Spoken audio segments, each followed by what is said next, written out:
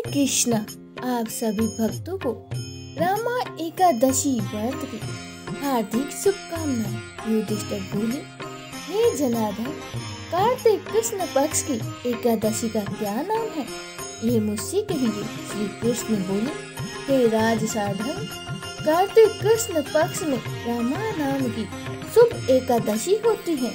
मैं उसको कहता हूँ, तुम सुनो, ये सब पापों को हरने वाली है।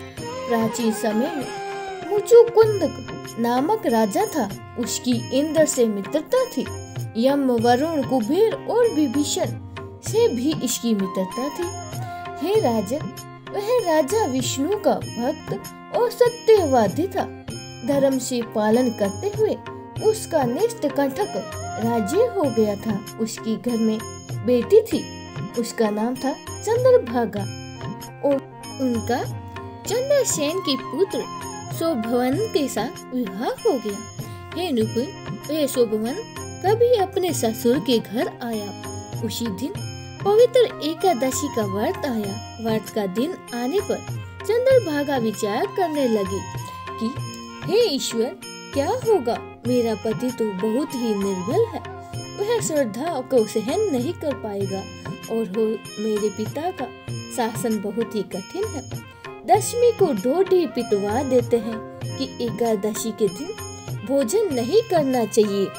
दुमुक दुमुक का ये शब्द सुनकर शोभन के अपनी स्त्री से बोले, हे क्रांति, अब मुझे क्या करना चाहिए।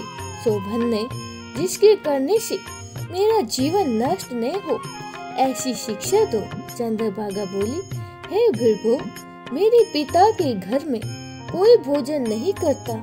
हाथी, घोड़ा तथा पशु भी नहीं खाते। हे क्रांति, यदि भोजन करना चाहो तो घर में चले जाइए। शोभन ने बोला, तुमने सत्य कहा, मैं व्रत करूंगा। जो भाग्य में लिखा होगा वह वैसा ही होगा। इस प्रकार भाग्य का विचार करके उसने उत्तम व्रत को किया। भूख प्यास से शरीर पीड़ित हो गया और वह बहुत ही दुखी हुआ। वह व्याकुल हो रहा था। सूर्य अस्त हो गया। वह रात्रि वैष्णव मनुष्यों को हर्ष बढ़ाने वाली हुई है।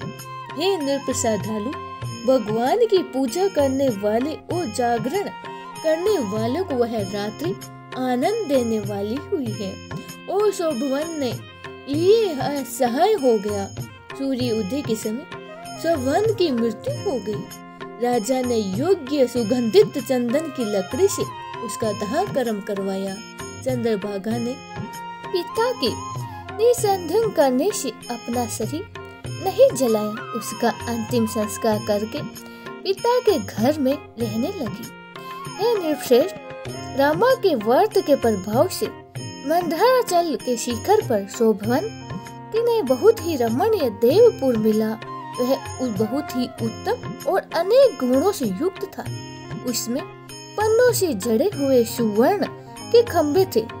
अनेक प्रकार की स्फटिक मणियों से सुशोभित भवन में वह निवास करने लगा। सिंहासन पर बैठ गया और श्वेत छत्र और चंवर प्राप्त हो गए। किरीट, घुंडल, हार, बाजूबंद इससे सुशोभित हो गया। गर्वधन और अप्सराएं सेवा करने लगे। वहाँ शोभवन दूसरे इंद्र की तरह शोभा को प्राप्त हुआ। मुकुचंदनपुर में रहने वाला सोम शर्मा नामक ब्राह्मण तीर्थ यात्रा के लिए भ्रमण करता हुआ गया। उसने राजा के जमाई को देखा। वह उसके पास गया। उस शोभवन ने शीघ्र ही सिंहासन से उठकर ब्राह्मण को नमस्कार किया और अपने ससुर की समाकुशल पूछी और अपनी स्त्री चंद्रभागा तथा नगर वासियों की कुशल की पूछी। सोम शर्मा बोले, हे राजन, तुम्हारे ससुर के घर में कुशल है, चंद्रभागा सकुशल है और नगर में सर्वत्र कुशल है। हे राजन, आप अपना कुशल वृत्तांत कहिए। हे राजन, यह विचित्र नगर आपको कैसे मिला, सो कहिए। शोभवन ने बोला, कार्तिक कृष्ण पक्ष में एकादशी होता है। हे दुर्जनदन, उसका उपवास करने से यह अस्थिर पुर मुझको मिला है। हे दुर्योधन, जिस तरह अटल हो जाए ऐसा यत्न करिए। ब्राह्मण बोला, हे राजेंद्र, यह स्थिर क्यों नहीं है और अटल किस तरह होगा, वह मुझसे कहिए, मैं उसका निश्चय करूँगा। शोभवन ने बोला, हे विप्रे, मैंने यह व्रत श्रद्धा पूर्वक नहीं किया, अंत में इस नगर को अस्थिर समझता हूँ। चंद्रभागा से ये अर्थात कहिए कि तब यह नगर स्थिर हो जाए। यह बात सुनकर उस श्रेष्ठ ब्राह्मण ने सब अर्थात चंद्रभागा से कहा। ब्राह्मण का वचन सुनकर चंद्रभागा आश्चर्य से प्रफुल्लित हो गई और ब्राह्मण से बोली, हे दिवस, जो तुम कह रहे हो ये अर्थात प्रत्यक्ष है अथवा स्वप्न? सोम शर्मा बोला, हे पुत्री, तुम्हारे पति को मैंने आंखों से देखा है और देवताओं के सामने उसका प्रकाशवान भी देखा है। उसने उसको अस्थिर बताया है, उसको अटल होने पर उपाय करो। चंद्रभागा बोली, हे विप्रेत, मुझको पति के दर्शन की अभिलाषा है, अतः मुझको वहाँ ले चलिए। हे दिवस, अपने व्रत के पुण्य से मैं उस नगर को अटल कर दूंगी, जिस प्रकार हम दोनों का मिलाप हो जाए, ऐसा उपाय करिए। बिछड़े हुए का मिलाप कराने से बड़ा पुण्य क्या होता है। ये सुनकर सोम शर्मा उसके साथ चला गया और मंदाचल पर्वत के समीप वामदेव के आश्रम में सोम शर्मा गए। वामदेव ने उनका कहा वो सब व्यथा सुना। उज्ज्वल चंद्रभागा का वेद के मंत्रों से अभिषेक किया गया ऋषि के मंत्रों के प्रभाव और एकादशी के व्रत के प्रभाव से चंद्रभागा का दिव्य शरीर हो गया और दिव्य गति को प्राप्त हुई।